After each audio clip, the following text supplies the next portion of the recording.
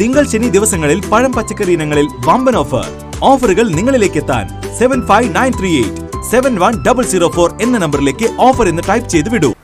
ഭരണം പിടിച്ചെടുത്ത പരുതൂരിൽ LDF ജനപ്രതിനിധികൾക്ക് സ്വീകരണം. മന്ത്രി MP രാജേഷ് സ്വീകരണ പൊതുയോഗം ഉദ്ഘാടനം ചെയ്തു.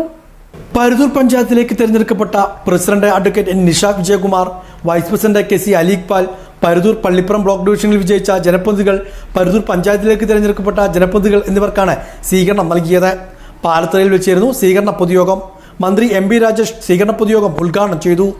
എല്ലാ തരത്തിലുള്ള കുത്തിത്തിരിപ്പുകളെയും നിസ്സഹകരണത്തെയും അതിജീവിച്ചുകൊണ്ടാണ് MLA എന്ന നിലയിൽ ഒട്ടേറെ വികസന പ്രവർത്തനങ്ങൾ നടത്തിയത്.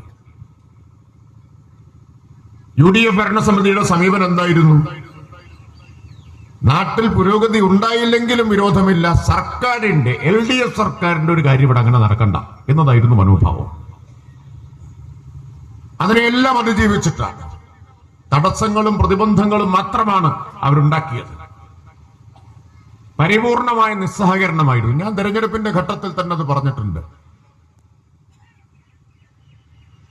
MLA എന്ന നിലയിൽ UDFന്റെ എല്ലാ ഭരണസമിതികളും ഇങ്ങനെയല്ല പെരുമാറിയതെന്ന് ഞാൻ പറഞ്ഞിട്ടുണ്ട്. ഏറ്റവും മോശമായ പെരുമാറ്റം, സമീപനം ഉണ്ടായ ഒരു പഞ്ചായത്ത് ഭരണസമിതി പരുതൂരാണ്. മറ്റൊന്ന് UDFന്റെ തന്നെ പട്ടിത്തറയിലേതായിരുന്നു. എന്നാൽ UDF തന്നെ ഭരിച്ച ആനക്കരയെക്കുറിച്ചും ചാലിശ്ശേരിയെക്കുറിച്ചും അന്ന് ഞാൻ അങ്ങനെ ഒരു പരാതി പറഞ്ഞിട്ടില്ല. അവർ പൊതുവിൽ വികസന കാര്യങ്ങളിൽ സഹകരിക്കുകയാണ് ചെയ്തത്. ഇപ്പൊ പരുതൂരിലൊരു മാറ്റം വന്നിരിക്കുന്നു.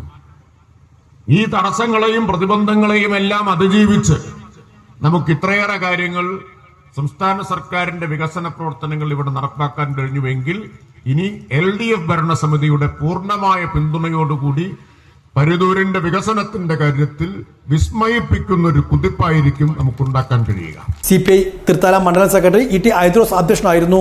LDF panchayat committee secretary PK Chellukutty, CPM കുളമുക്കിൽ local secretary K Sudhakaran, PT Abubakar, VP Harinarayanan, EP Sivasankaran, M Mohandas തുടങ്ങിയവരും പങ്കെടുത്ത് സംസാരിച്ചു.